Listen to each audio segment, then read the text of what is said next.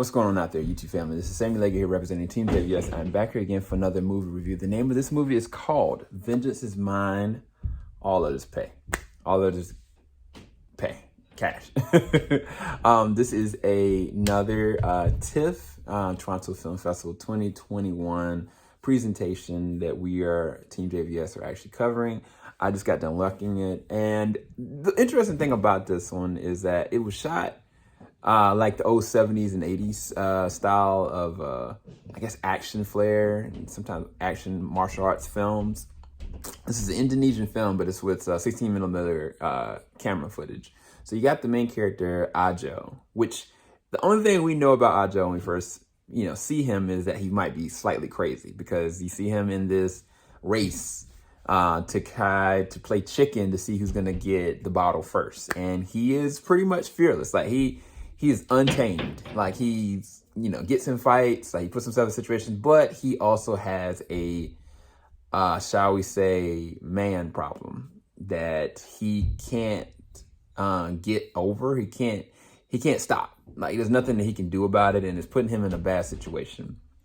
And he kind of like fights through it. He does certain things that makes this show / movie definitely rated R, or it definitely is a lot of implied sexual activity that's pretty raunchy. Even though there's not any technical nudity, there's a lot of sexual things that they're inferring and suggesting, which makes this kind of an in-between PG-13 rated R rating. But the thing about this is that the first time he, starts to fight and stuff like that, and kind of works his way up, he's trying to achieve something. He's trying to, prove himself, so to speak. And he meets up with this person named Iteung. And Iteung is an amazing fighter in her own right. And their first fight is probably one of the better fights in the whole entire movie. Because you find out very quickly that Iteung is not like your normal girl. Like, she is a stone cold killer. And yet she's finding herself infatuated by this man that is equally, on par with her physically. And to the point that, they develop a relationship, and things start to get very hairy because of his actual problem. Now, this is where the movie, based on my research, this is based on a novel called Vengeance, ... And the movie turns from this sappy, weird, romantic, fighter-esque thing to being very much so what the title shows, Vengeance, because she's got a lot of baggage and he's got a lot of baggage. Her baggage may be worse than his, but in some way, shape, or form through the story, it becomes an intricate web that spans years. And you're thinking like, oh, okay, he's going to work his way up to the top. He's going to go and beat the head honcho. He's going to maybe do it, maybe not. Like a never back down situation. No, it does not go down that route. Like, it goes pretty dark very quickly when you start to understand who Ajo is and how he got put into the situation he did. And also how Iteung, like, her past starts to catch up with her the moment where she gets deeper and deeper in love with this man, Ajo. Now, this is where things get interesting, is that at the second half of this, at a certain point, our main character ends up in prison.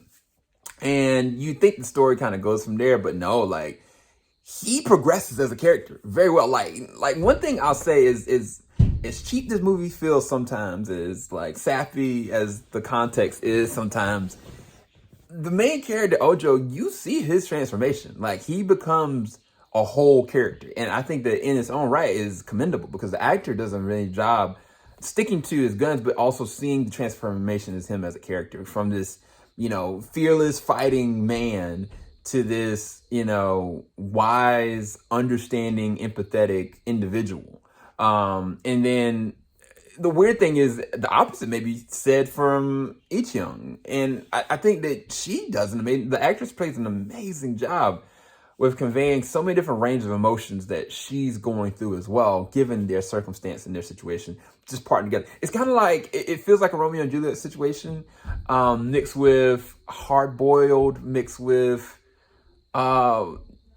interesting, like, fighter, like leveling up, trying to get to the bad guy. But when you realize what the real bad guy is and what is really going on, oh boy, when I say Vengeance, like, it gets really dark, man. And I commend the movie from taking it one place and going a completely different route that I didn't foresee.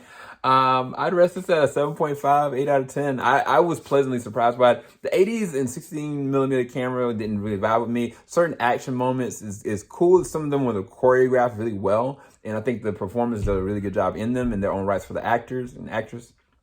I think that some of the scenes just didn't work. Some of them were just kind of like just not shot well or just not believable. It was just the way it just kind of looked a little cheap. But again, there are moments that really work. There's moments where Ajo and Iteung have this conversation in the rain, right?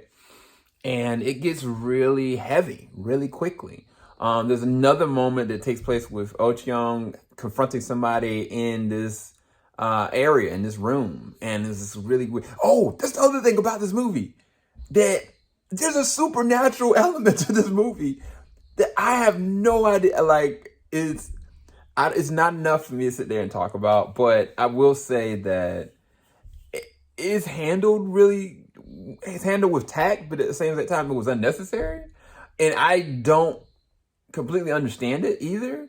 So yeah, I rest at 7.5 out of 10. Hope you guys enjoyed this review. We have a lot more Toronto Film Festival content coming for you guys. Hopefully you guys enjoy this review. Make sure you like, subscribe, hit that bell button, keep it locked. JVS, we ain't gonna stop. Team JVS will be back. Peace, guys.